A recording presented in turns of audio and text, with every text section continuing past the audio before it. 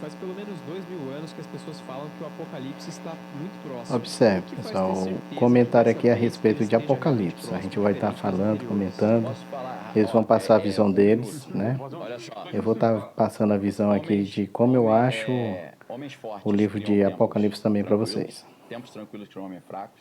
Homens fracos criam tempos difíceis criam homem forte. E fica assim a vida inteira. Qual é o diferencial agora? Vê se você concorda, vocês concordam. Eu estou citando o Eric Weinstein, ele que falou isso. Tempos difíceis criam homens fortes criam a bomba atômica. Depois, esses tempos difíceis criam os homens fracos com a bomba atômica trazem o fim do mundo. Acho que a diferença agora vai falar em um minuto, né? Em um minuto. Biblicamente falando, assim, você vê que, por exemplo, né, as duas cartas de Paulo a Tessalônica, né, Tessalonicenses, na primeira carta, Paulo traz todos esses conceitos. Observe, né, ele vai falar da carta aos Tessalonicenses. O pessoal de Tessalônica tinha achado que já tinha acontecido o arrebatamento. Exatamente. E Paulo vai falar, não, gente, né, não se deixem levar. Então ele vai Isso explicar mesmo. que não era bem assim. Então, assim, realmente, né, isso, Jesus... Quando Paulo está falando da carta aos Tessalonicenses, os irmãos já achavam que Jesus, né, poucos dias já ia voltar.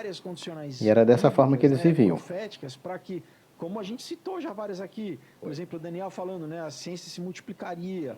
Não foi eu que falei, não, o profeta Daniel lá da Bíblia.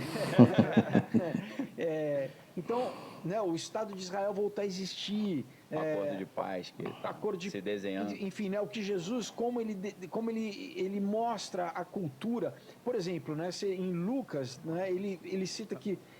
Deixa eu ver aqui com a câmera, né? Ele fala assim, além que os últimos dias seriam iguais aos dias de Noé, ele cita Sodoma e Gomorra. Exatamente.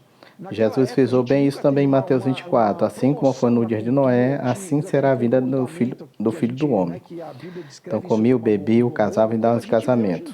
O que tem de mais nisso, irmão? A questão é que o casamento já estava totalmente degradado. E hoje não é diferente, não.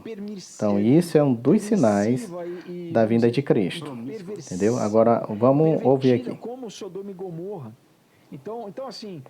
Por isso que você tem que estudar a Bíblia, por isso que você tem que ver o sinal dos tempos, né? Para Concordo. você simplesmente essa resposta, então todo século, né? Parabéns aí pelo podcast do Vilela. Sempre achavam, né? Como na virada dos anos 2000, também. Mas, se você vê... 2002 também. Primeiro que o erro é você estipular data, né? Você vê qualquer alguém... Também concordo. A pessoa está estipulando data. Toda comunidade, gente, seja quem for, estipular data é seita, viu? Só o pai... Então não dá para estabelecer data. Agora, prestar atenção nos sinais dos tempos, sim, e a gente vai deduzindo, a gente, né, você vai vendo. Poxa, antes, novamente, Apocalipse tem 2.000 anos que foi escrito, né? A carta...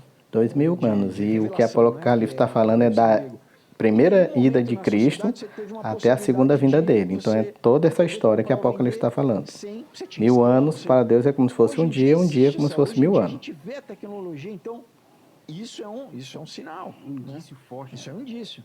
Não tinha bomba de hidrogênio para você rachar o mundo no meio, não tinha tecnologia para você Pois se é, comunicar interessante isso aí. Exato. E a maldade está se multiplicando de maneira muito em forte. Apocalipse a gente lê que vai ter as duas testemunhas, né, que vão ser mortas. E que o mundo inteiro vai ver, e que o mundo inteiro vai se alegrar. Então você fala... Tem gente que acha que as duas testemunhas vai ser duas pessoas, Moisés ou Enoque, ou então Elias, entendeu?